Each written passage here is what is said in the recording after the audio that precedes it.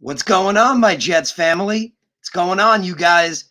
Michael, just in time. You're on time, brother. I appreciate you, man. Appreciate all you guys. I want to thank all of you for being here on your Monday evenings, for tuning in to the Take Flight Spit and Fire podcast. And man, I'm a little under the weather myself, but I'm still psyched.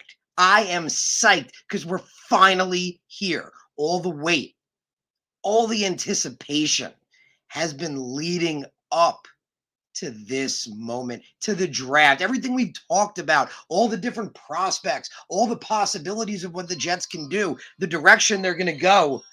My apologies, guys. I don't know if you heard that.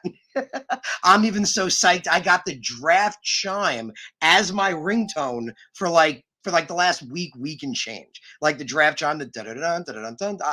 I can't even wait. So I'm gonna put that on mute because I forgot to. But man, that's been my ringtone for like the last week and change or so. Man, I can't wait. Like I'm psyched. Like we're here, baby. So we got Matthias. Matthias was here early saying, "Oh, let's go Jets." I'm with you, brother. Let's go Jets. Jets. Michael's here saying, "Just in time." You hear my man? What's up, brother? I appreciate you. Appreciate all you guys out there. Appreciate you tuning in. Appreciate you guys being part of the podcast. But man, it's exciting.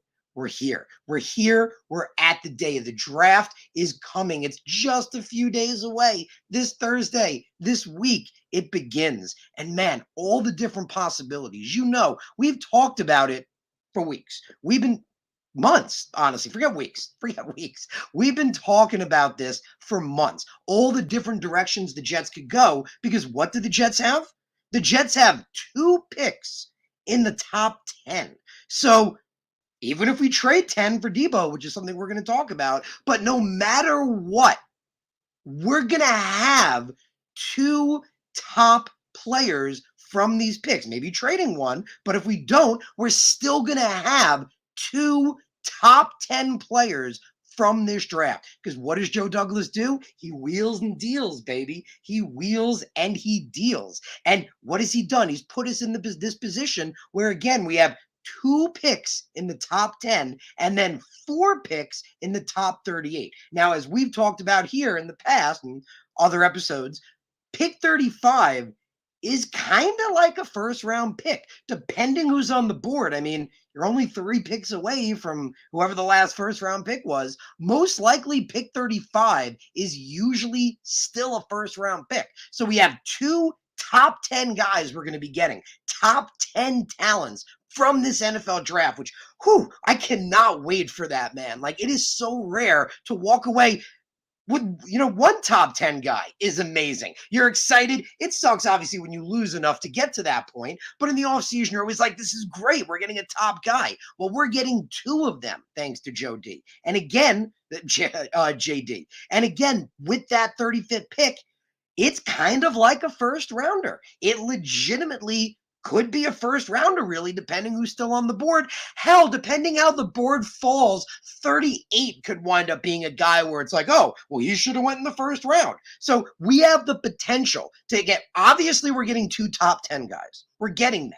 But we have the potential to get 3 first rounders, maybe even 4 first rounders. So I mentioned before, on Twitter and here as well, this is going to be the last show before the draft. And man, I can't wait. I am just excited. We've been talking about so much, right? We've been talking about all these prospects. You guys know I do my own eval. I've been giving it to you for years now. You guys remember last year, Zach Wilson was my guy. You remember before everybody else was saying it, I was saying Zach's the number 2 QB in this draft. Man, I do my own eval. My board's always different. I feel that way about edge rusher. And we're going to talk about all that. And I can't wait. We're going to get into all of it. Some final prospect eval, giving you guys, my takes on the draft picks and everything going on, the different possibilities we could all be doing. But more importantly, I'm here to interact with you guys. I want to talk with you because, man, I'm excited. Like Jeff says, happy Monday, baby. Like, happy Monday. We have the draft in just a few days. All this talk, all this speculation, all this anticipation has been building up. Man, I'm like, I was mentioning earlier, I'm really not feeling well. Like, I'm still congested. I actually had a cold all last week. Man, I'm still like, my anticipation is building. Like, I think I'm just going to explode on Wednesday. Like, I think I'm just going to hit somebody.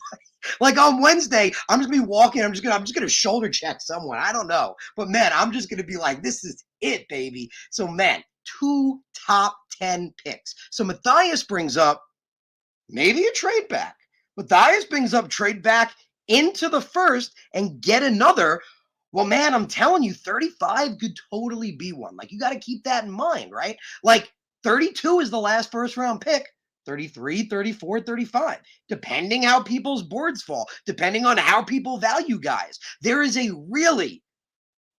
decent chance actually at 38 too.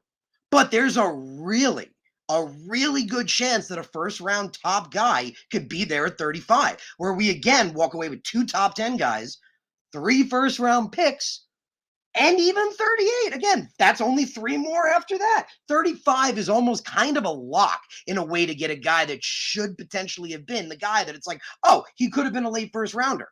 Well, same thing could definitely happen at 38. Same thing can definitely happen. So you mentioned a trade back, man. This is the one I like.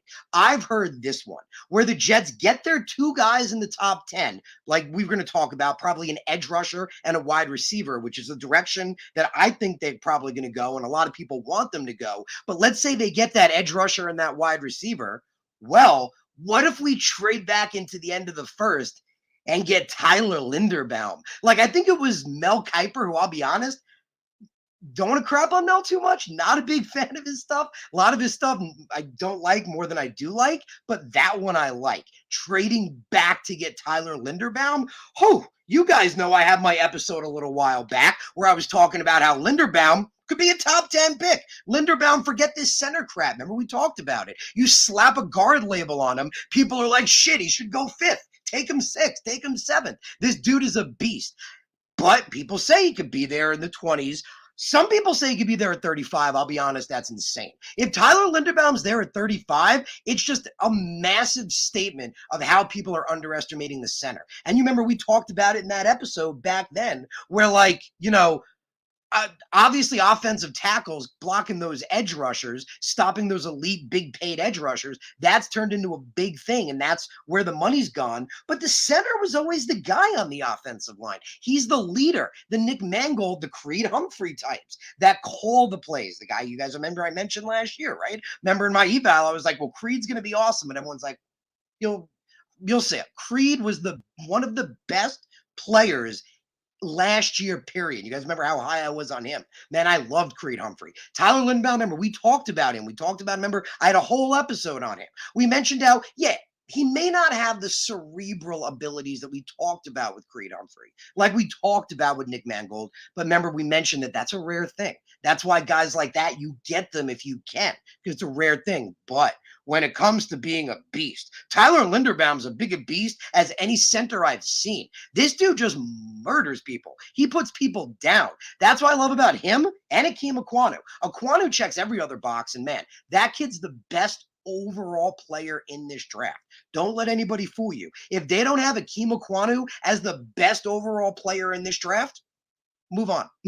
It's time to find a different board because, man, Akeem Ekwonu is the guy. But, man, if we could trade back, like Matthias says, and get Tyler Linderbaum, if we get 2 top 10 guys and then walk away with Linderbaum, I don't care at that point.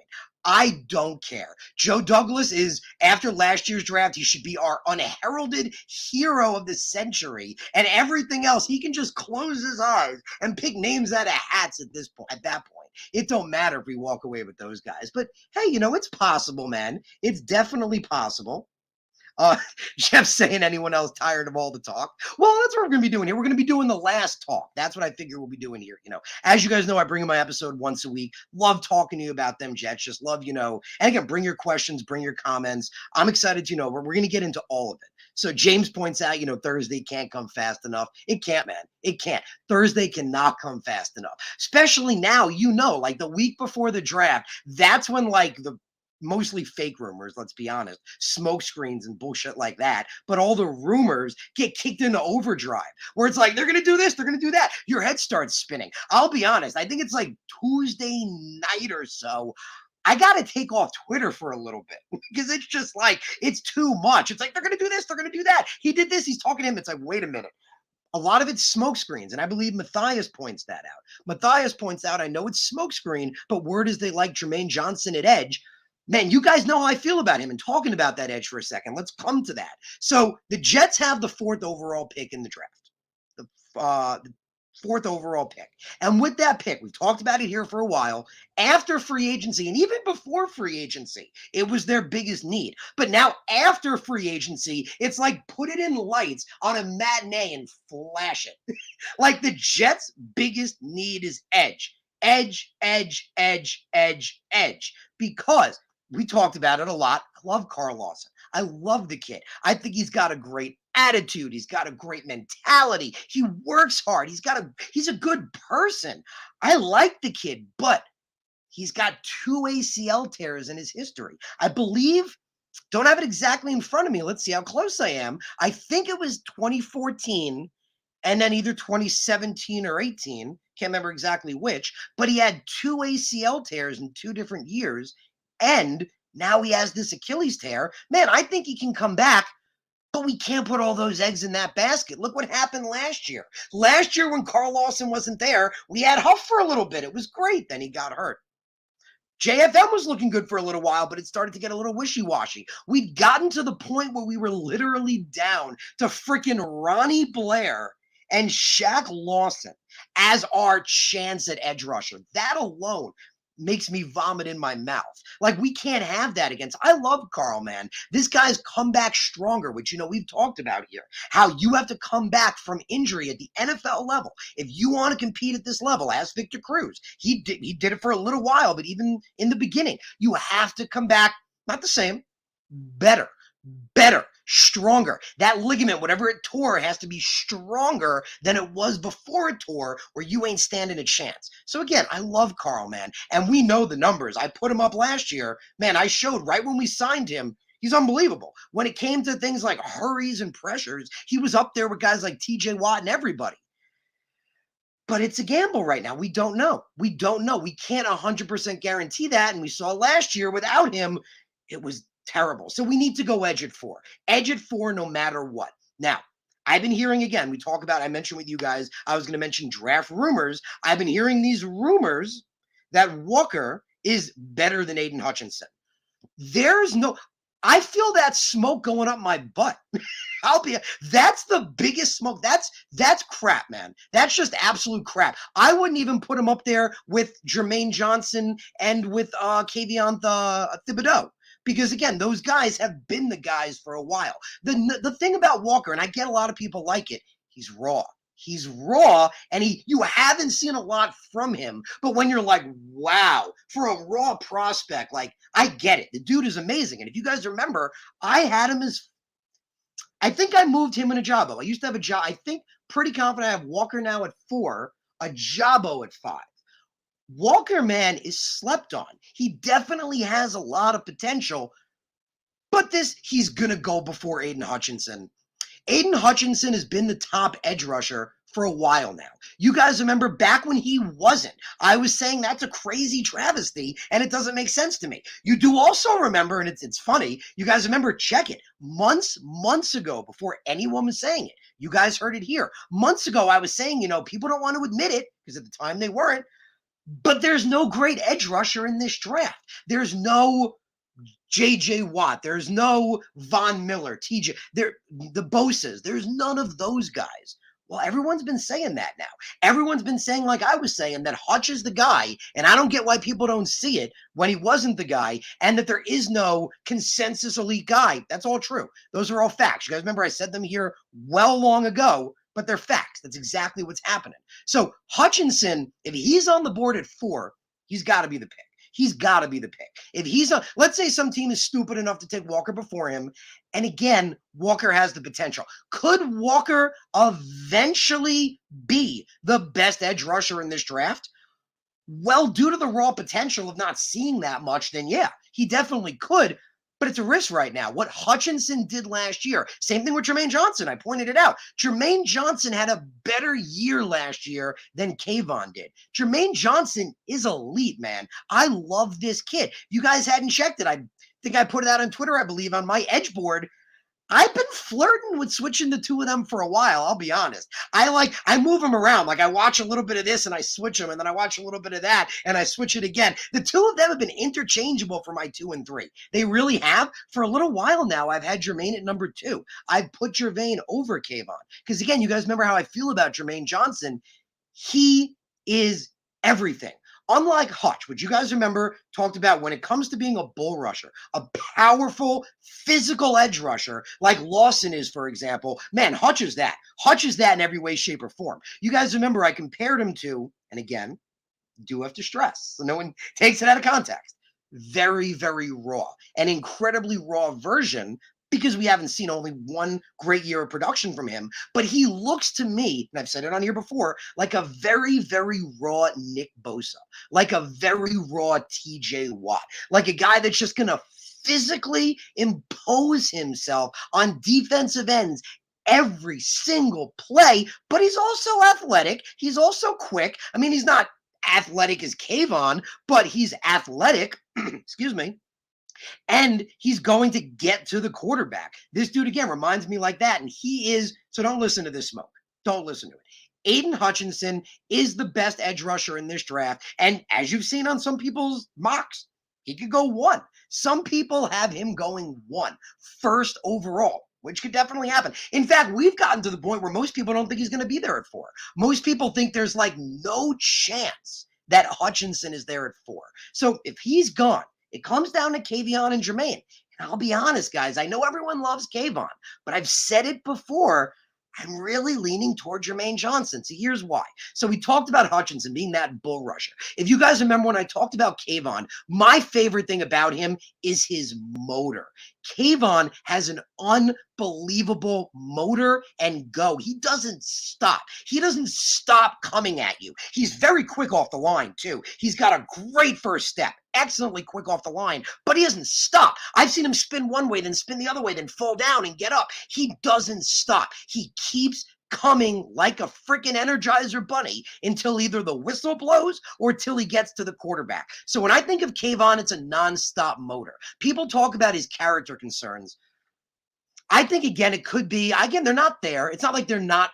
They are there, but I think, again, it could be a lot of smoke as well. Could be a lot of smoke to get him to fall, because don't forget, Kayvon was the top guy for the longest time. He was one of the top guys rated out of high school. So this kid's got a nonstop motor. But here's the thing. So when I talked about Hutch, you said, I remember I called him more of like a power edge rusher. And when I talked about Kayvon, he's more, I don't like to use the word finesse because kind of Madden took it and ruined it. But he's more of like a finesse edge rusher. He's very quick, very agile. He moves very fast, and he keeps coming. Jermaine is both. That's the difference. Jermaine Johnson is everything you want. I mentioned it last week on the show I had with my guest. I said that when I watched Jermaine Johnson, I've seen this dude literally barrel offensive tackles all the way back into the quarterback, and then on the next play, do a double spin, fake the offensive lineman out of his freaking jockstrap, and get the running back in the backfield like 5 yards back. He's excellent against the run. He's got the power, and he's got the speed, and he's got the athleticism. So Jermaine just checks everything. Unlike Kayvon, who's one, Hutchinson, who's another, but they're both super talented prospects, Jermaine Johnson is both. And you know what? Jermaine Johnson might actually be the best one. After going back and looking at it, he might be the best one when it comes to against the run. I will say that. When it comes to specifically being a run-stopping edge rusher, Jermaine Johnson might be the best of the 3 of them. And that's an important factor, a really important factor. The edge rusher, it's in his name. He sets the edge. If he can't set the edge, bye-bye running back. He's gone. He's out of here, right? That old saying. He's out of here. So Jermaine Johnson, man, I don't know. I know everyone loves Kayvon, but I'm really starting to lean toward him at 4 if Aiden's not there. If Aiden's not there, for all those reasons I just mentioned, I'm really kind of leaning toward Jermaine. So Jeff points out he remembers Creed last year. Man, that was for all of us. I know I wasn't the only one. I was a big one on it, but there were other you guys too. Shout out to all you guys. We were all saying Creed's going to be freaking amazing. Like we talked about those cerebral abilities, which again, maybe Linderbaum has them. I haven't seen them. But again, remember I said not a knock to any of them. There's only remember I mentioned it last year with Creed. There's only 5, 6 centers in the whole NFL that have that ability to be a second quarterback, to be a guy like Creed is, like Nick Mangold was, that studies film, that understands alignments, that gets how the defense lines up and what a shift means and where that blitz is coming from and who that guy, everything to call it out. Remember all the time. How many times would Nick Mangold look back and talk to Mark or say something to Mark or literally change the play? He literally would change the play himself. And Mark would go, okay, cool, whatever Nick said. If Nick said shift left, shift left. Do it, just do it. He's right. So, man, that's a rare trait. I don't know if Linderbaum has that, but he's a beast. The dude is an absolute beast. And our offensive line right now looks damn good. I mean, you guys remember I've mentioned it. I'm not a huge fan of McGovern, but I talked about it last week too, with him being the weakest link on that offensive line right now. I'm not hating it. You guys remember, Quick Take talked about Fant and what he is. Remember, George Fant was one of the best. Let's remember that. One of the best pass blocking tackles in the whole NFL in his first year starting at left tackle. In fact, in most categories, there were only 2 guys higher than him, and their names are Tristan Wirfs and Andrew Whitworth. I have news for you. If Whitworth and putting them together, if Whitworth and Wirfs are the only 2 guys ahead of you, you're doing something right. You're definitely doing something right. So, man, I think George Fant might win that left tackle position because, again, you want your best pass blocker protecting your quarterback's blind side. You got Mekhi back. Man, we talked about all his potential, how he looks leaner than ever, better than ever, always strong, but he looks healthy. He's ready to go, and he had a great rookie year, and he's the kind of guy. All this hate that everyone's giving him, man, it's energy to him. You notice on Twitter, everyone's like, oh, he changed his name to Big Bust. He didn't do that because he agrees with you. He's doing that because he's ready, man. He's ready to show all of you how wrong you are. Because I watched this kid in college, if you guys remember, and so many people backtrack their takes. You guys remember, so many people backtrack their takes. I don't do that. I said then, so many people are like, oh, I said Wirfs. I said then, and I say it now, that I had Mekhi Becton as the best offensive lineman in that draft. In 2020, Becton was my favorite and my top offensive lineman because of his attitude, his motor, his energy, his intensity. But he plays with a chip on his shoulder. He plays with a grudge. He plays angry. Man, all this hate, all this, he's going to suck. He's too fat. He can't lose weight. Man, that's just fuel. That's just fuel that's going in the tank. And I can't wait to see that man unload. You got Lakin, a former Pro Bowler, playing at left guard, his natural position in a scheme. He already knows. He doesn't have to change anything. He's in a scheme that he was a Pro Bowler in. You got AVT on the other side. Man, McGovern being the weakest link on that line, I ain't hating it. I'll be honest, I ain't hating it. Granted, you get Tyler Linderbaum, I do a backflip, and that's it. Like, I love it. But I ain't hating this offensive line. With AVT and Lakin next to McGovern, that's a lot of cleanup. That's a lot of cleanup that makes his job easier. Because what we saw, McGovern doesn't do that too well. It's the one thing we saw. When McGovern has to pick up extra slack, it doesn't go too well. So I'm excited, man. I think that offensive line looks pretty good. I definitely do. Solomon asks, are those books or VHS tapes back there? It's actually mainly video games. I mean, I don't play as much as I used to, but what you got is you got some DVDs on the bottom. Then you got some Super Nintendo and some Sega Genesis games. Then you got a whole bunch of CDs, some N64 games, ton of GameCube games, like crazy amount of GameCube games, ton of Xbox 360 games, ton of PS4 games, then some Blu-rays. That's the combination we got going there.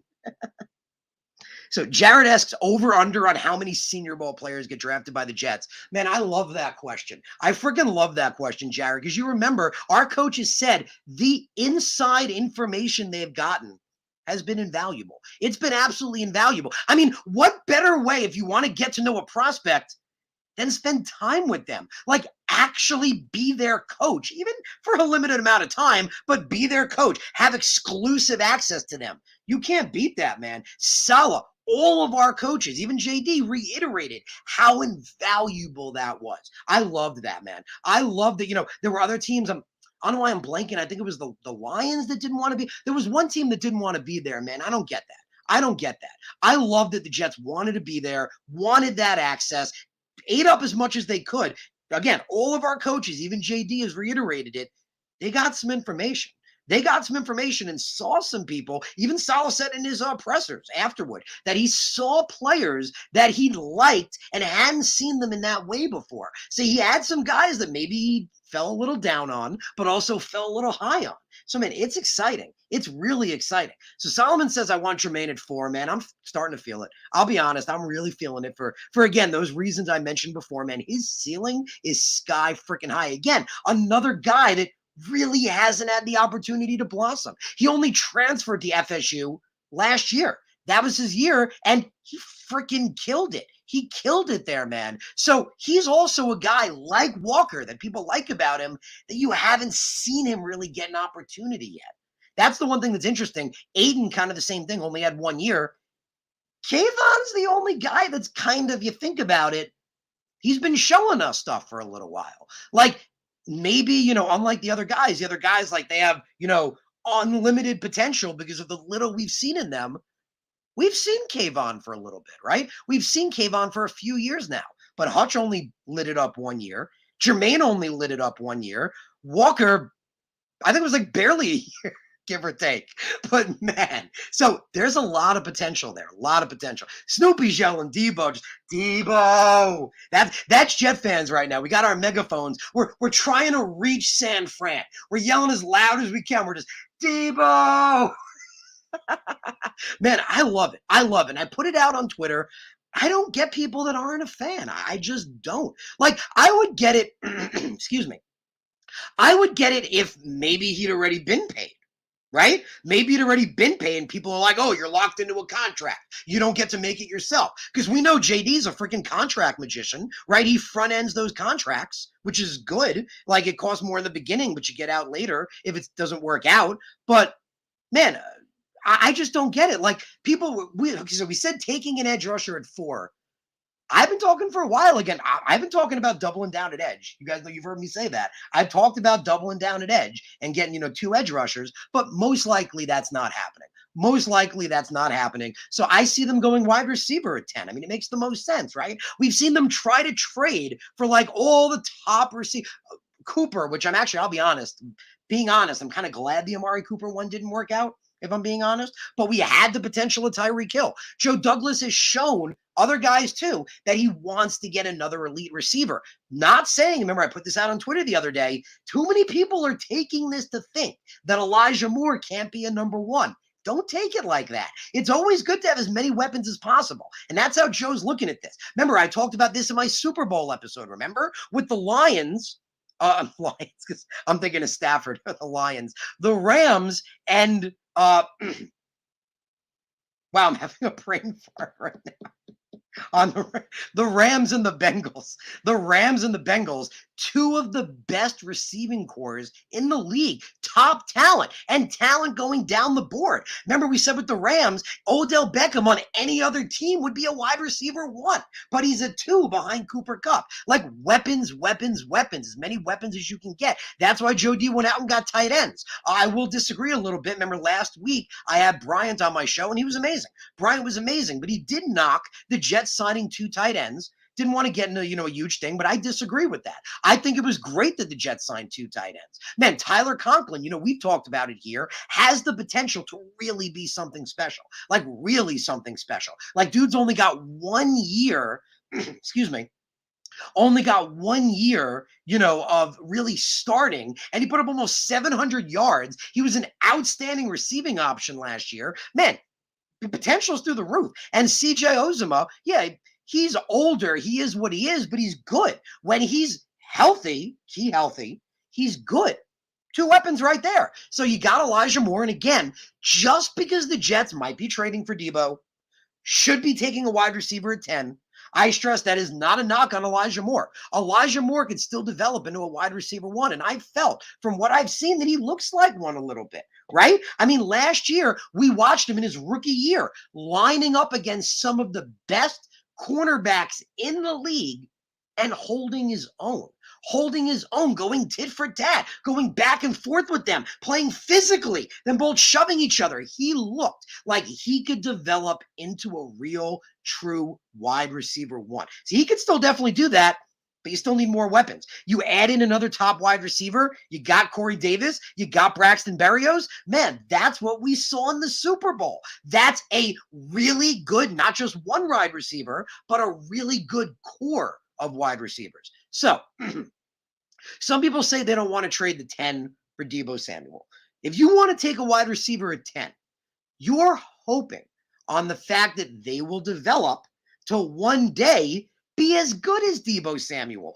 Deebo Samuel last year had the 5th most, not running, not all purpose. We're not talking all purpose. We're not talking rushing, just receiving. Just receiving. He had the 5th most receiving yards in the entire NFL with 14, pretty sure it was 1,405. And he had the highest yards per reception. He had 18.2. He almost averaged 20 freaking yards per reception. Think about that. Think about that. That means every time Deebo touched the ball, he basically got 2 first downs. That's how you need to look at that. Every time that man caught the ball, he basically got 2 first downs. So you're hoping to take a wide receiver at 10 that will one day maybe put up 1,400 yards. One day. Maybe average 18.2 a reception. But guess what? Deebo already does that. Deebo already does that, and he's only 26 years old. And like I mentioned before, he's in his rookie contract. You can't make that, that age-old argument, oh, we have to deal with his contract. You get to make it. JD gets to bring him in and then dictate the contract.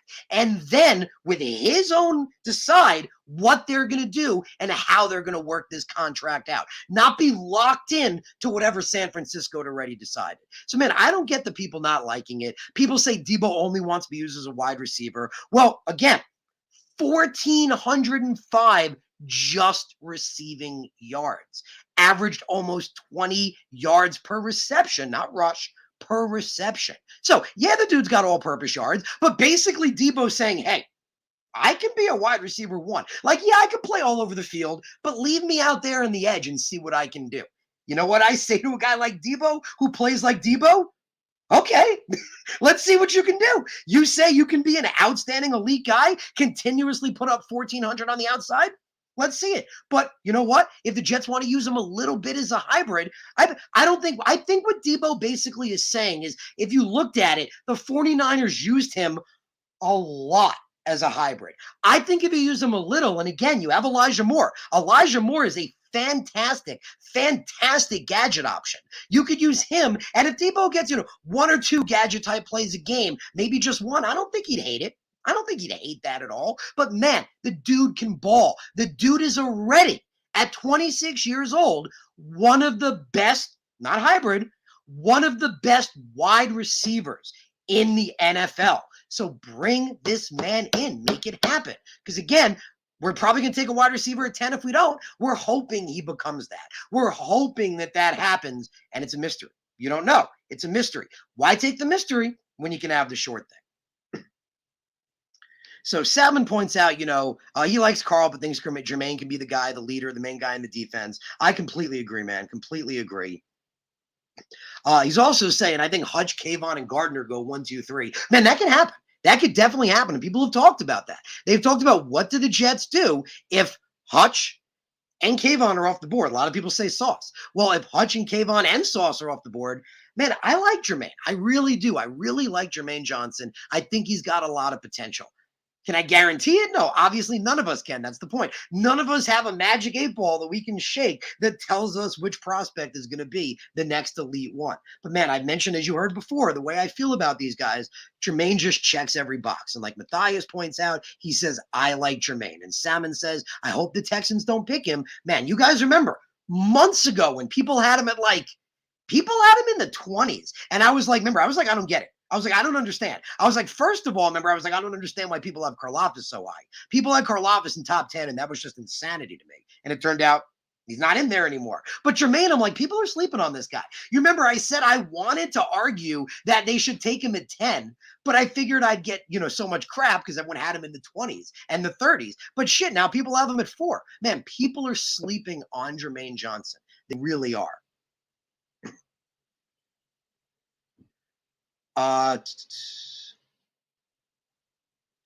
Salmon points out, if you guys want to check it out, that someone posted a video of all the snaps of Jermaine versus Akeem. Man, that's the point. We've seen Jermaine beast through quality offensive linemen. And again, he's powerful like Hutch, but he's also very athletic and nimble like KT. He's really, really an excellent addition.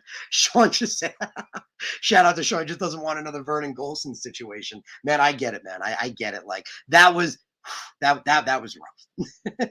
Salmon says he thinks he's 90% sure Kayvon won't be on the board at 4. Man, there's all this speculation, all this hype. But again, going back to what you were saying, man, about Akeem.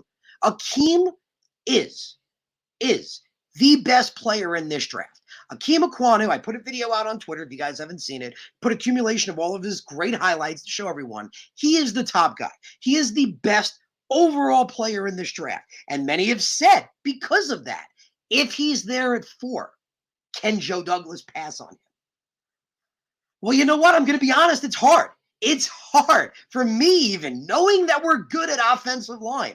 It's really freaking hard to pass on Akeem Ekwonu at 4. Because again, he's the best overall player in this draft. This dude is just unbelievably talented.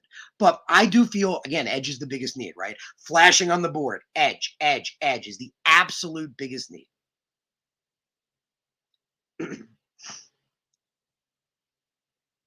Appreciate all you guys, appreciate all your comments. Sean points out Becton's boomer bust this year. It's a big year for him. So I do think he's going to show himself. I do. But yeah, if Becton can't play a full season, let's just say biting my tongue. Let's say he can't play a full season, gets hurt again, God forbid, has a bad season. Yeah, it's going to start. Of course, the conversations are going to start, and it's understandable after he missed his sophomore year, and it sucks, but he kind of put himself in this position. That's the kind of point. By being as high a pick as he was and missing his sophomore year, he puts himself in this position where everything's going to ride on this year. For him, specifically for him, all of his eggs are in this year's basket. He has to light it up and kill it, and I think he will. I really do. We look at what he did his rookie year, man. His overall grade was like a 74, I think, 0.4. He had excellent run blocking and pass blocking grades. Man, this dude, if you guys remember, we were making the argument that Mekhi Becton should have been a Pro Bowler in his rookie year. I remember it. A lot of us were. We were saying that he should have been a Pro Bowler. This dude looked excellent as a rookie, and left tackle is harder than right tackle. So if George is taking left tackle now, man, who knows what Mekhi can do on that right side? That dude's a mauler. He could light people up. So again, guys, bring your questions.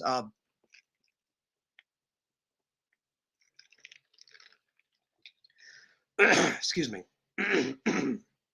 But please bring your questions, bring anything you want to ask me, anything you want to talk about. Maybe there's a certain prospect you want to get my opinion on, certain guy you want to know what I think, going this way, going that way. What could the Jets do with this potential pick, perhaps? But please bring it, man, because again, this is the last episode before the draft. So I'm excited to talk with you guys. That's all we're going to be doing. We're just going to be talking about the different, like we have been, the different possibilities the Jets can do, the different possibilities of what could happen before them. And as we know, and that's, I think, what excites so many people about draft day, it's the unknown, right? It's the uncertainty. Like how many, right? We remember, and by the way, how funny is it that Baker Mayfield is about to be a Panther? Like the Carolina Panthers are like doing their best job to collect they need to get Josh Rosen to fill it out. And that's what they need to do. They need to get Rosen to just trifecta that shit. So, and again, not saying Baker's a bust. I mean, I think Baker is talented, but they got Sam Darnold on that team, which is kind of funny. And it came to my mind because you guys remember just the uncertainty of draft day. How crazy, how like, what's the word? Like surprise. How surprised were we when Baker went off the board at 1. I mean, I know I was, right? I know me and many other people were thinking we were getting Baker at 3, and everyone's like, there's no way Sam Darnold falls past 1. Obviously, the Browns knew what they were doing. We gotta give them credit on that one. Now they knew. But Baker going first, we were like, we couldn't believe it. There are so many shocks on draft day. We don't know what's going to happen. Teams could trade up. Granted, there's not that many great quarterbacks in this draft, but who knows, right? The one position teams are just willing to reach endlessly for. Like, I hate to crap on us, but like Geno Smith in the second round. Like that. Like teams just willing to reach for a quarterback because, oh my God, he was supposed to be a first round prospect. He's there in the second round. We have to take him. Teams always reach for quarterbacks. We don't know what's going to happen. A lot of different things can happen, and that's going to affect the board. It's going to affect the way the board falls, who goes where. It's going to be shocking, guys. It's going to be surprising. We're not going to know what's going to happen. I can't wait, man. I can't wait to see how this goes because, like you guys say, there's so many different ways this can go. So Jeff points out those Senior Bowls going to help in the later rounds. 1,000%, man. Absolutely, 1,000%. Because you guys remember, I've talked about it here before. Everybody, there's not a soul, pretty much, that couldn't tell you something, like just one thing about the first round guys. Just one thing about them. Everybody knows about the first round guys. Hell, pretty much the second, even the third round guys. It's the later guys. It's the fourth round guys, the fifth round guys, the sixth round guys, the guy that your GM takes that you're like, oh, wait a minute. I hadn't heard about that guy. He goes to this other school. Though that's where GMs make their money. That's where the good GMs, look at Joe Douglas, baby. I mean, in the later rounds, Michael Carter II, Brandon Eccles, even Jason Pinnock was showing last year. Jonathan Marshall looked pretty good before, when he wasn't playing that much. But when he did play, his first game ever in a Jets uniform in the preseason, dude gets game-winning safety. Dude gets the game-winning safety in his first game. So that's where GMs make their money. And man, that Senior Bowl access, Joe and Robert have been talking nonstop about it. That was invaluable. That was absolutely invaluable to seeing these later round guys on the field, the way they work, their mindset, the way they are in practice. How much you want to bet Robert Saleh was paying more attention to the way these guys were in practice than maybe even in the game? Because remember, he's seen game before.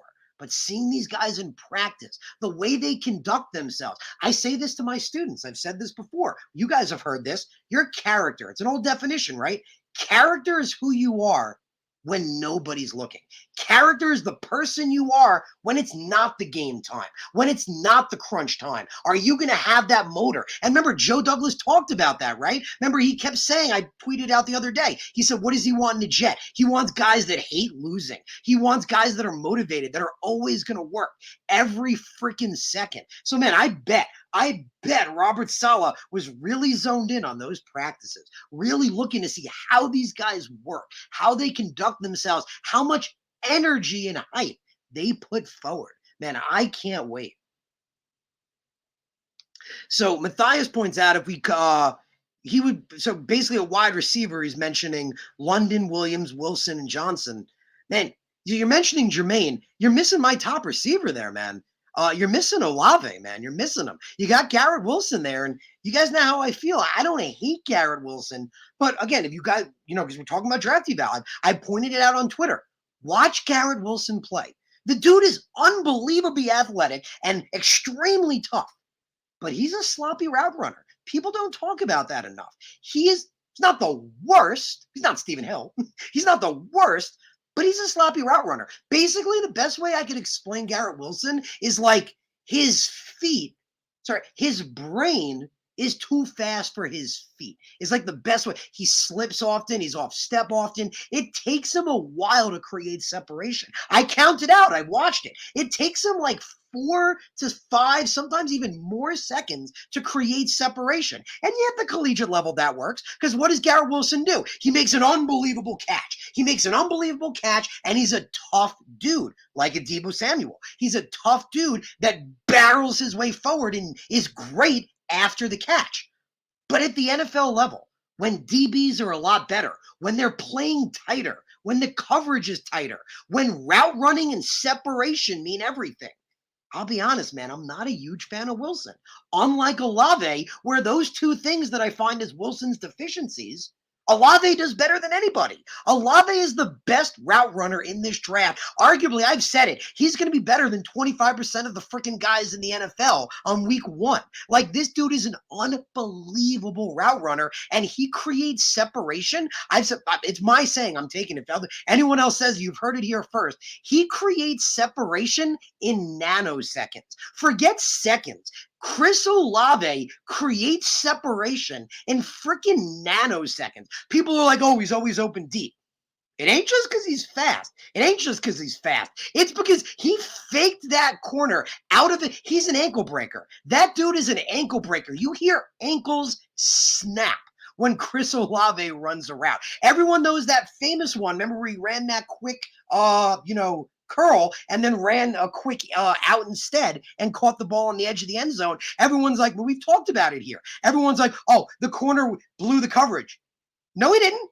No, he didn't. That wasn't the freaking play. The play was a quick curl. He covered the play perfectly. Olave made an instantly quick snap decision based on where he was, based on where the end zone was, and he literally made a toe-touching, two-footed catch. Man, Chris Olave is freaking everything, man. Again, the dude creates separation in nanoseconds, and that's my point. At the NFL, when coverage is tight, when everyone is at a high level, the ability to create separation, route running, are it. Great hands matter, and Olave has that. Olave has great hands, but man, this dude also has elite speed. Wilson ain't slow. Wilson runs, I think, like a 4.3 something, but Olave runs a 4.26. Like, Olave is fast, like ridiculous fast. He's the kind of guy, again, runs an unbelievable route to fake out the corner. Then in the breakaway, you're not keeping up with him. You're not keeping up with him. It's not happening. And everyone's saying he's not tough. Yeah, it's because Wilson does the dirty work in that offense. Wilson makes the short yardage catches. Watch any of the short yardage catches Olave makes. He's not as good yet. When it comes to after the catch and being physical, Wilson's definitely better, but Olave can do it. He can 100% do it, and I'm telling you guys, look at like the AJ Greens of the world. You don't need to be the toughest, most physical guy. Having great route running ability, having great field awareness, great hands, the ability to create separation. That's what Olave's got, man. That's what Olave's got. So the way I look at it, you got Williams up there, Jameson Williams, and Chris Olave. That's my pick at 10. Right now, the Jets are going to take a wide receiver at 10. It should be, in my opinion, either Chris Olave or Jameson Williams. And Jameson Williams, again, has unbelievable potential, and I get why people talk about him. I put it out on Twitter. Dude freaking broke college last year with, like, Debo had his 1,400 yards in the NFL. He had, like, 1,400 yards in college, and freaking he only had 1 year. He only had 1 year at Bama. In that 1 year at Bama, you guys give me 1 sec. I'm actually going to bring it up for you because it's actually a pretty damn impressive statistic. I really want to give it to you because it's actually pretty damn impressive. So if you give me 1 sec, I'm going to bring it up for you guys.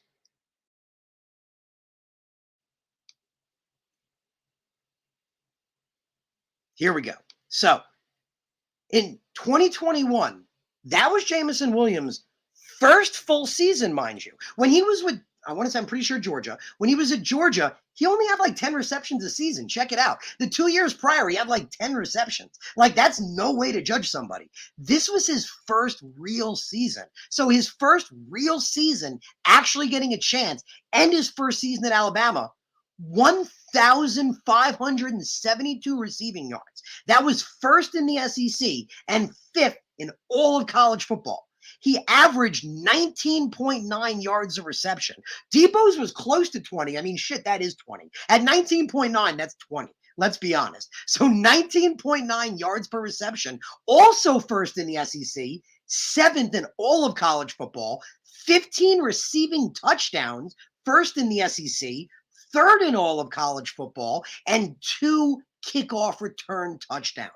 Also first in the SEC and second in all of college football. And again, I remind you, first season getting a chance, first season really playing, first season really getting a chance to start, and his first season at Bama just freaking kills it, man. First in the SEC in every category again, over 1,500 yards, basically 20 a reception, 15 receiving touchdowns, 2 kickoff return touchdowns. So, man, that's my feeling right now. Chris Olave or Jameson Williams. Now, Williams is obviously going to take a little while. Some say he could be ready by October. My advice is don't rush it. Like, that's what I'm worried about. And please, I'm like going to shake my computer. I'm begging you guys. If we draft Jameson Williams, don't harass the coaches to force him out. Don't go on Twitter saying, where's Jameson? Where's Jameson? Don't force him out there. The guy's recovering from an ACL injury. We want him for years, not just for a few games, for years. Don't rush him out there. So that's the one thing I beg of you guys, please. And please get the message on Twitter. If we draft Jameson Williams, do not be on the coaching staff of when is he going to start? When is he going to play? Oh my God, it's November and I haven't seen him. Let him get ready. Let him get ready. Let him be at 100%. Because, man, like I just showed you, his numbers in 1 year are just insane. Like, that's why people say if he had 2 years of production like that, he'd be number 1 overall. Like, it wouldn't even be a question. Like, people would be, like, fighting over trading up to get this kid. So that's my feeling after what I've just given you guys on wide receiver. At 10, 2 guys. That's it in my Chris Olave or Jameson Williams. That is what I want right now at 10. One of those 2 guys. Don't hate Drake London, but he does not compare to the 2 of them, in my opinion. And do not hate Garrett Wilson or Trey Burks, but neither of them, none of the 3 of them compare to Olave and Williams. It's Olave, Williams, everybody else. So it's got to be one of the 2 of them, in my opinion. So Sean points out at edge rusher, Kayvon or Jeremiah.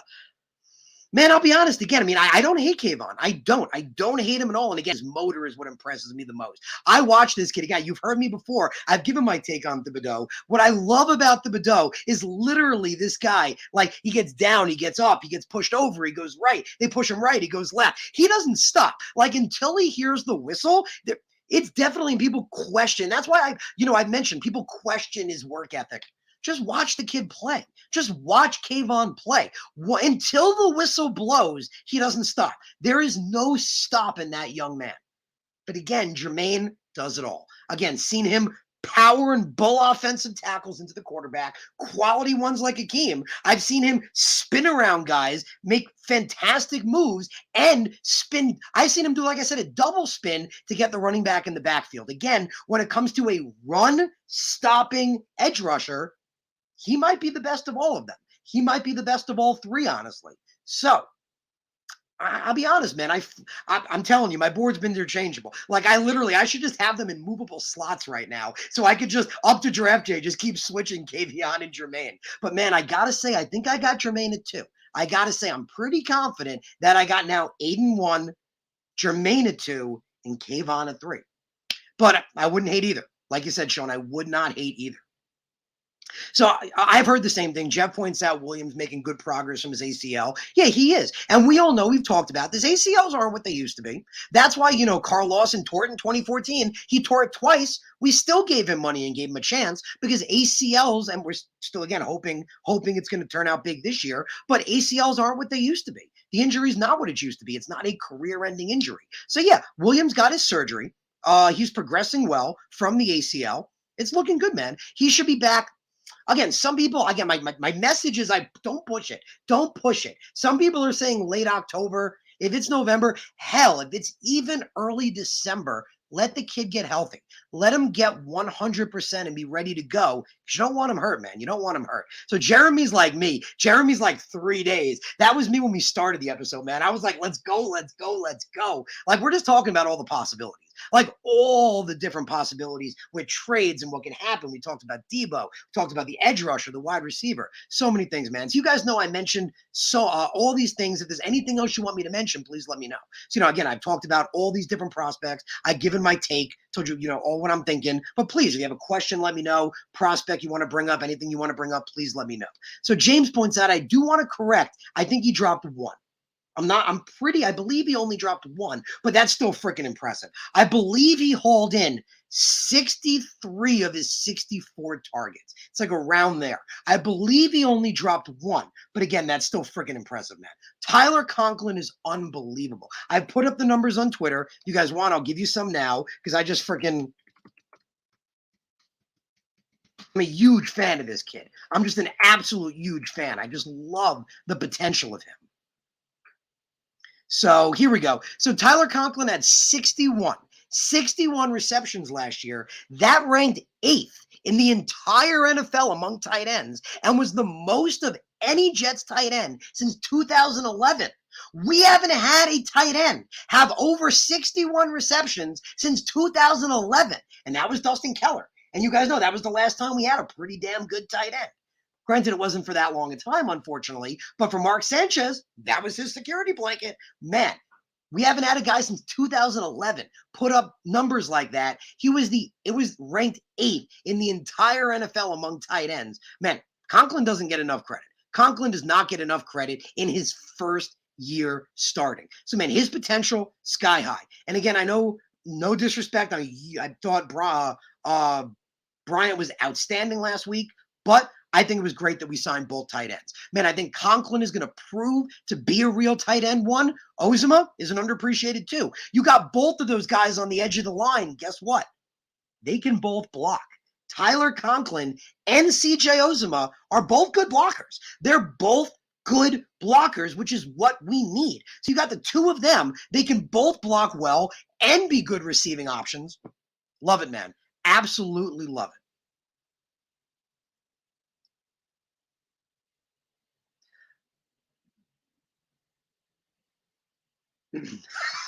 Jeremy points out Harrison Debo. I love that, man. We were talking earlier about it, just about Debo. Man, the logic is just, it's crazy to me. It's just crazy. Like we were talking about earlier, like, everyone's saying, oh, yeah, he doesn't want to be used as a non-wide receiver. Well, just look what he's done at a wide receiver. Okay, forget everything else for a second. Just look what he's done at wide receiver. He is one of the best wide receivers in the entire NFL. We talked about all the numbers before. Again, you take a guy at 10, love Olave, love Jameson Williams. You're hoping that they can become as good as Debo Samuel. Man, I don't mind that trade at all. I don't mind it at all. And again, so many people are like, oh, he's got to get paid. Why are we not looking at this as a good thing, right? For so many times, the argument of getting a big guy like that is, oh, he's already been paid, right? Like, oh, we got to deal with the money. He's already been paid.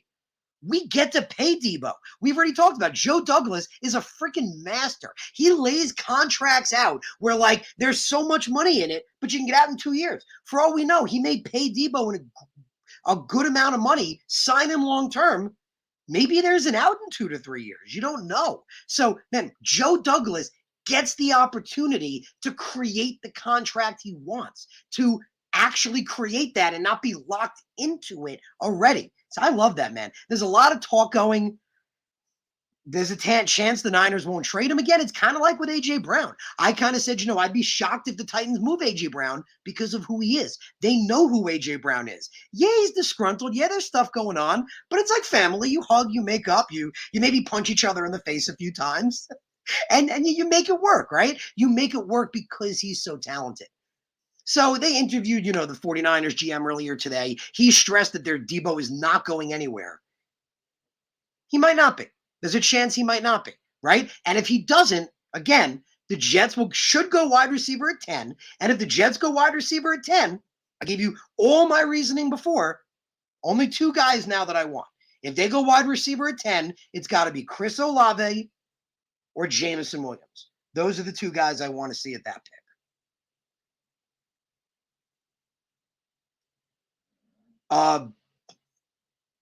So Sean's got a crazy one. Sean says Darnold is I'm not sure if you're saying Baker's better than Darnold or Darnold's better than Baker. If you're saying that Darnold is better than Baker, I have to very much disagree. I have to very, very, very much disagree. But if you're saying Baker's better, I completely agree. Baker Mayfield, I think he's a franchise quarterback. I've said that before. I loved him coming out of that draft. You guys remember, so many people had, talked about, Baker not being the guy, Sam Darnold not being around because he was going to be gone already. Man, I'd gotten all into Baker. Like, I loved what I'd read about him. Like, his attitude, the way he is with his teammates. Like, if you guys remember all the reports, they gravitate to him. They love playing with him. he's had some struggles, but he took him to the freaking playoffs. Like, how do you move on? Like, you can't blame Baker Mayfield for feeling slighted. Like, you can't. Like, he just took you to the playoffs and you're questioning him. Like, granted, I understand the situation of who you're getting. Like, I understand who you're getting, but there was some disrespect there. Definitely some disrespect. So I think Baker Mayfield is definitely slept on. I think he is a franchise quarterback. I definitely think Sean clarifies, hell no, Baker is better. That's exactly what I was saying. So yeah, man, Darnold, everyone, I think they're doing this now because Carolina has that stigma of they passed on a quarterback last year. Remember, they could have taken a quarterback instead of taking J.C. Horn. They could have had Matt Jones, right? They could have had, I don't know why I'm blanking, any of the other guys, right? But they went with J.C. Horn. So that's a big stigma because Darnold has stunk. Darnold has not proven to be the guy. I just think it's funny, man, having Baker and Darnold on the same team, the 2018 first overall and the 2018 third overall. Like, that's just funny to me. Like, both of those guys are going to be on the same team. Like I said, just for humor's sake, I want them to sign Josh Rosen. Like just for entertainment purposes. Can they sign Josh Rosen for like one day just so you can put the three of them next to each other in a Browns uniform and we can just laugh ourselves to death? like it's just crazy, man. It's just crazy. But and again, guys, bring your comments. Appreciate all that. Sean's saying Olave Altoon, man. Who knows, man? Who knows? Who knows? So Jeff points out, and I said this too, I felt like because Wilson had shown himself as such a good, short, intermediate, physical receiver, he did kind of overshadow Olave in that. I was saying, if you go back to the year before, go back to 2020, 2020, you were seeing with Olave that he looked like, when he was going to potentially go in that draft, people had him again as the top guy, and I had him as one of my top guys in that draft. He was making more physical receptions. He was making more short, middle kind of receptions and fighting in the middle of the field. But with Wilson, you don't need that. So again, you got a guy like Olave. I've mentioned, I feel like Wilson, again, a physical guy that's a good gadget option. You have that in Elijah Moore already. Pair Elijah Moore with a elite route runner and a guy that can separate with Chris Olave. I'm just trying to think about a wide receiver room of Chris Olave, Elijah Moore, Corey Davis, and Braxton Berrios. My soul is just exploding out of my body. Like, I can't even take it, man. Like, that's just beautiful. Jeff says he's better than Darnold. Maybe, man, maybe, they throw you on there. And you guys, bring your questions. Want to definitely throw them up and, talk to you guys. But you might be, man. You might be. So Sean shouts out. Shout out to Sean, says, you think JD will double dip at wide receiver or defensive end? Man, you guys remember my crazy take. My crazy take was we're such in a need for edge rusher. Like, again, without Carl Lawson, we don't have anybody, right? Like, that was the problem last year. I was ready to do it at 4 and 10, right? I was thinking, if Kayvon's there at 4, you take him at 4, you take Jermaine at 10. I was saying that, right? I was saying it that I don't think the Jets will do it because it's a bold move. But hell, I could see him doubling down on edge rusher. But let's say they don't. Let's say they take a later round guy. Here's my sleeper. Hope you guys are ready for it. My sleeper edge rusher, and you've heard me mention him before, is the man from Coastal Carolina, Jeffrey Gunter. Jeffrey Gunter, and I'm going to bring his stats up so I don't misspeak here. Jeffrey Gunter is massively, massively slept on. Over the last 2 years, over the last 3 years, just over the last 3 years, he has 17 sacks, and here's the big number. 35 TFLs. He has 35 TFLs over the last 3 years. Granted, he didn't play in 2019. So a lot of people question, his injuries and his durability. But man, This is the kind of guy that if he didn't have injury history, he'd be in conversation as a round 2 pick, maybe round 3, like a round 3, maybe round 2 pick. That's my sleeper, man. Jeffrey Gunter was part of the reason Coastal Carolina had a quality edge rush over the last 2 years. I mean, shit, you guys remember back in 2020, I said one of Zach Wilson's biggest tests was against Coastal Carolina. That was the game that showed me that he can handle himself well in the pocket because the pressure was all over him. Coastal was all over him. Well, guess what? Jeffrey Gunter was part of that. So that's my sleeper edge rusher. The dude is a 6'4", 260-pound dude that is massively, massively slept on and had, again, over the last 3 years, 35 TFLs and 17 sacks. So he is definitely, definitely slept on.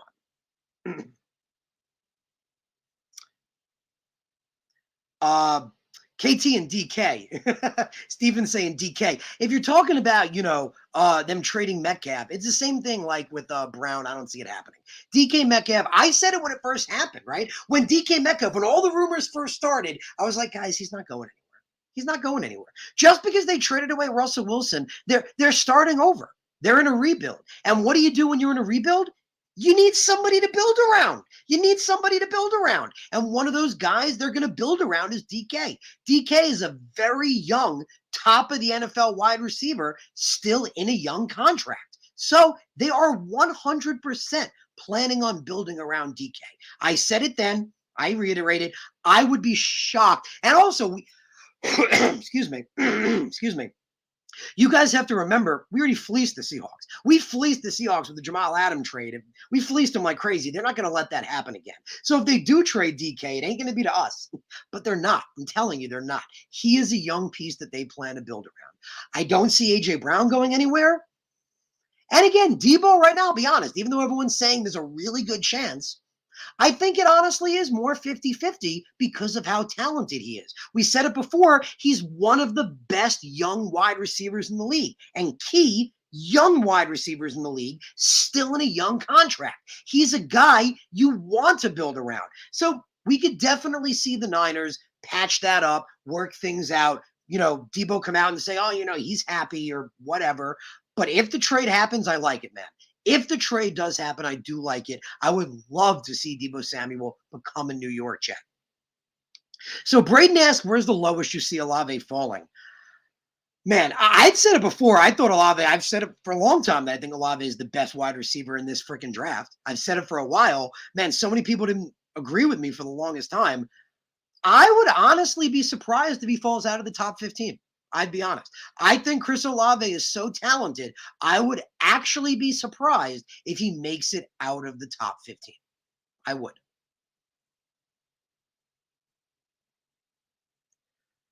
So Sean says he'd take Jameson more. I get taking Jameson because, again, that potential, like we mentioned before. I mentioned those numbers. Those numbers are just insanity. What Jameson Williams did last year would have been insane for anybody. You factor that into his first year actually playing and starting and his first year with Alabama, his potential is just anything. Right now, his potential is just literally limitless. Like literally anything. Like he could be anybody. He could be as good as anyone. And he has elite speed. He just like Olave with that 4.26.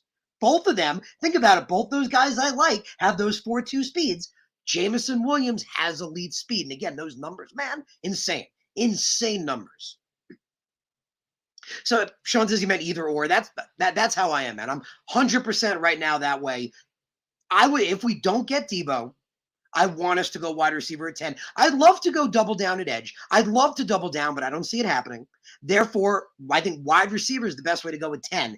If we're going wide receiver that high, again, I mean it. There's only two guys I want now. I only want Chris Olave or Jameson Williams. That's it. Those are the only two guys I want at 10. Jeff points out Drake needs to eat more pizza and become a tight end. He's just not that fast. He's not fast, but he is a physical dude. He is very physical. He's kind of like a smaller Mike Evans. Like a much smaller Mike Evans would be a good way to look at him. So Sean points out the same thing, man. My message to Jets Twitter, my message to you guys. If we take Jameson Williams, don't push for him to be on the field. Don't be like, when's he playing? When's he playing? When are we going to see Jameson Williams? When's he going to be on the field? You don't want that. You don't want that. If he gets out there and gets hurt again and re-tears his ACL, wait for him to be 100%. And man, again, we looked at those numbers. 1 year playing, right? Just 1 year playing. Over 1,500 receiving yards, almost 20 yards of reception, 15 receiving touchdowns. Every category, he was first in the SEC, fifth in the FBS, seventh in the FBS, third in the FBS. Jameson Williams has the potential to be as good as anybody. So, man, I love my Olave. I love Chris Olave, but I would love Jameson Williams too. Both of those guys. Both of those guys. So Jeff asks, can you go over linebacker and you think it will be there for us? Man, I'll be honest. I do think we're going to go linebacker, but I don't think we're going to go linebacker high. And I think it's, again, people forget we did take 2 linebackers last year. We took 2 former safeties that are supposed to be hybrid linebackers. One of them, Jamien Sherwood, looked really good when he played, right? For those first few weeks he played, when he was playing, he looked really good. In fact, he looked like a surprise Mike linebacker. The Jets announced that CJ wouldn't be playing the Mike, Jamien would be playing the Mike, and he looked damn good. Then he got hurt. Hamza Nasruddin, he looked really good in the preseason, also got hurt. You guys remember I said it last year. I think now we'll have to see how it turns out. But last year, Nasruddin was my favorite sleeper in the whole draft.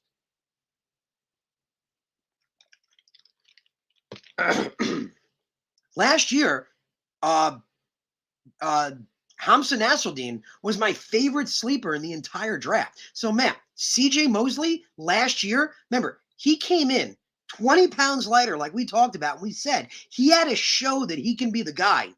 He showed it and then some.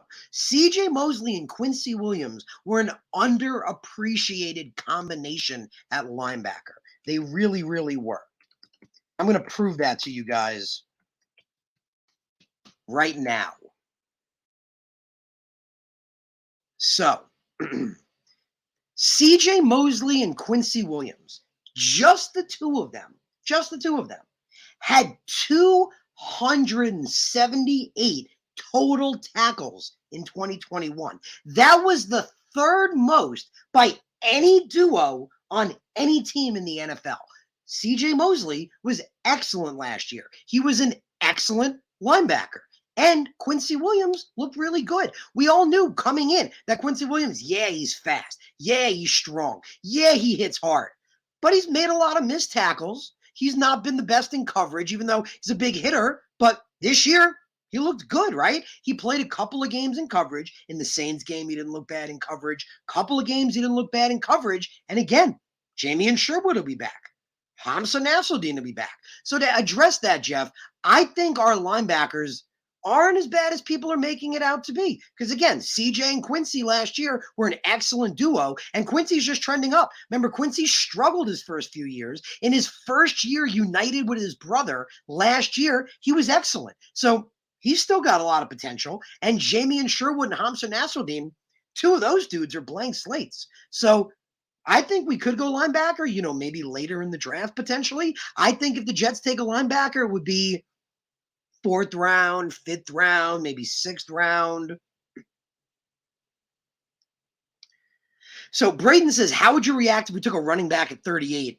I think we could take a running back. I don't think we will that high. I'll be honest. I do not think we're taking a running back that high because, again, it's just not as big a need, right? We brought back Tevin Coleman. And even though, Tevin Coleman was a little banged up last year, when he was healthy, he was a damn good number 2, right? When he played, the games he played in, he was a pretty good number 2 behind Michael Carter. And I think Michael Carter slept on. You guys remember, I said it in the draft process. I talked about how much I liked Michael Carter, how I actually felt like he was better. Remember, I said he was better than Javonte Williams in a lot of categories. I felt like he was massively slept on and he wasn't getting enough credit because everyone's like, oh, he's too small. But he plays a lot more physical and tougher than his size indicates. Man, Michael Carter is a running back 1. I believe that. Michael Carter is a running back 1. And if he'd been fully healthy this whole year, he could have been close to 1,000 yards. I mean, definitely could have been decently close to 1,000 all-purpose yards altogether. So, man, he's slept on. I think we could go running back, but not that high. I think if we go running back, it's like 69, maybe after. So, like 69 or after. I wouldn't hate it at 38. I would say that. If we got our top edge, we got our wide receiver in Olave or Jameson Williams. Let's say at 35, we got another first-round guy that, fell to 35. I wouldn't hate it. I wouldn't hate getting a running back at 38, but I would be surprised. Again, I think Michael Carter is slept on. And again, we saw Michael Carter perform well last year with a not so great offensive line. Remember, the offensive line struggled last year. Now you add in Laken Tomlinson, you add in a much better offensive line. Man, Michael Carter and Tevin Coleman are going to play well. I said it last year. I thought Michael Carter and Tevin Coleman were an underappreciated 1-2 punch, right? The two of them together were pretty much good for at least 100 yards. Maybe 150, right? We saw that a little bit. So I think Michael Carter slept on. Remember, again, I mentioned I thought that he was better than Javonte Williams. I felt like it because, again, Javonte Williams was 212 pounds and Michael Carter was under 200. Everyone wasn't paying attention to him. But I'm like, wait a minute. Michael Carter hits harder. So, like, what the hell are we talking about here? Like, wait a minute. Pound for pound, Michael Carter is infinitely tougher and more physical than Javonte Williams is. That is a fact. So Sean points out, I feel like this is going to be Zach's breakout year. Haven't been this. It is, man. It is, because we talk about this. Look at all the great quarterbacks. And I was actually give you guys a sneak preview of it, a little taste of it. That was actually going to be my episode, down the road. I was going to talk about how all these great quarterbacks, all the great quarterbacks in the NFL make major strides in year two. Remember, that was the problem with Sam Darnold. He wasn't making those major strides. The great Kyler Murray made unbelievable strides in year two. Dak Prescott is a fourth-round guy, made unbelievable strides in year two. Year two is huge for quarterbacks. Huge, because now they have an offseason under their belt. They've been, and again, we're not changing the system up on them. We're not taking it and going, hey, Zach Wilson, we're gonna shake it up on you and give you a whole new playbook to learn. That's not happening. Zach Wilson's coming in with a lot of the same weapons, with the same playbook, with Mike LaFleur still there. Again, that's what we were excited about. We were excited about how Zach is with a young coaching staff that he's going to grow with. He's going to grow with this young coaching staff, right?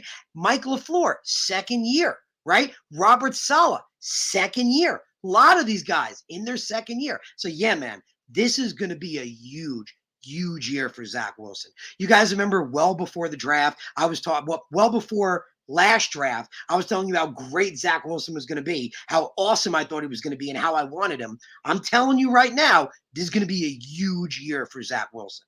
This is going to be a huge year for that young man. Because again, offseason under his belt, in the same system, more comfortable, in that second year, it's going to be big, man. It's going to be big. Zach's going to make some strides, and man, I am just stoked. I am so freaking stoked. So EE, appreciate you, man. Appreciate all you guys. EE asks is, do you think the Jermaine Johnson hype was a smokescreen? I don't think so. Again, I've said, I mentioned in the past, if you missed it earlier, if you guys want to go back, I talked all about Jermaine Johnson and why I feel that unlike the other two guys before him, he's the whole package. He's the whole package. He does everything, literally everything. He's the whole package. I've loved him for a while. I've had him as my third best edge rusher for a while. I've been flirting with him and K'Veon at 2 and 3. Really want to put him at 2. I really do. The more I talk about him, like after last week with Brian, I'm like, shit, Jermaine's my 2 now. Like, it's done. Man, it's not a smokescreen because it's not hype. It's not hype. I'd said for a long time that Jermaine Johnson could be put in the conversation with Aiden Hutchinson, could be put in the conversation with Kayvon Thibodeaux. And you guys remember for a long time he wasn't, and then he was. Then all of a sudden he was. Remember, I'd said he can go with 10. Man, it's not that big a reach at 4. It's not that big a reach at all. So Sean points out Gunther, big fan of that kid. Big fan of that kid. So says Debo really wants out. I mean, I hope so. I hope so. But again, so did A.J. Brown, right? He really wanted out. When you're an outstanding player, when you're one of the best in the league, people are sometimes willing to deal with your bullshit, right? They're willing to deal it and make things work. So yeah, it's possible, he goes into a meeting with the GM and the coach, with Kyle and, all them, and they talk. We don't know. We don't know. He really does seem to want out, but we don't know what's going to change. The front office has been adamantly clear that he is not going anywhere. A lot of people think he will. Man, I've said it. If he does, I want him, right? I want him. I will happily trade for him because, again, like I mentioned before, why are we taking a wide receiver at 10 to hope that he could one day be as good as Debo? Just get Debo. Just get Debo, a young 26-year-old guy who's, again, already one of the best wide receivers in the NFL at that young age. And again, in his rookie contract. I think that's better, like I mentioned before. It gives Joe Douglas the ability to make the contract himself. We're not locked into anything. Joe can make it himself. So Michael asked, will I be live draft night and the Monday after? I haven't fully decided. I know a lot of people are going to be live draft night. I might be. I'll let you guys know I might be, but I'll definitely be here that Monday. Definitely be here that Monday. Maybe, the Friday after, or maybe the day before. Well, probably not the day before, but maybe the day after. We'll figure it out. We'll figure it out. I'll let you guys know. If it happens, you'll hear it, on Twitter. You'll hear it on here. I'll post it out as well. Okay, so be ready for it. But I'll definitely be with you guys on Monday. Definitely. Okay, I will definitely be with you guys next Monday. So Tommy says, drink water, man. You gotta stay hydrated. When you're talking for an hour, you gotta.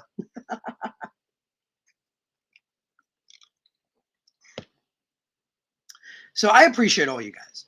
I appreciate all your guys' comments. I appreciate all you guys' questions. Appreciate, you guys bringing all of it. Thank you for being here. Thank you for being part of the Take Flight Spit and Fire podcast. Sean points, and I'll end it with this, where he says it's almost a perfect scenario with Debo. He says it's fate if it happens. Man, I hope it does. I do hope it happens. But either way, we're in good hands, right? Either way, we still have 2 top 10 picks. Don't forget that, right? We're walking away from this draft with 2 top 10 elite draft prospects. And again, 35 is really like a first rounder, right? It's only 3 picks away from the first round. There's a good chance there's going to be somebody there that was considered a first round pick. So then we got 38, then we got 69. Man, this is exciting. We got a lot of picks, a lot of high picks. So, man, could happen with the Debo trade. We'll keep our ears open. But again, I appreciate all you guys. I appreciate you guys tuning in. I appreciate you guys being here, being a part of the podcast. And man, we're getting there. We're getting there. I can't wait, man. I can't wait. In 3 days, Tuesday, Wednesday, Thursday, in 3 days, the NFL draft happens. Again, all this hype, all this, what's going to happen, who's going to do it, what are they going to do? In 3 days, man. In 3 days, it all happens. And let's see what happens, man. Let's see what we can do. I can't wait. So again, I appreciate you guys being here. Thank you for tuning in.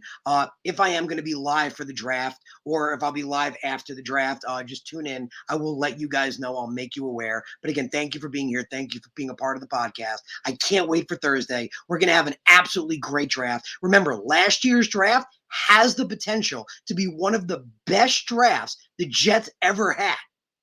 Maybe Joe can do it again, man. Maybe lightning can strike twice. We're going to kill this draft, man. We're going to kill it. We're going to walk away with unbelievable talent, maybe even walk away with Debo Samuel, build this Jets team. Zach Wilson's going to have a great sophomore year. Man, I can't wait. I will see you guys Thursday night for the draft. Can't wait. Have a wonderful, wonderful week until that, guys. Take care, and let's go Jets.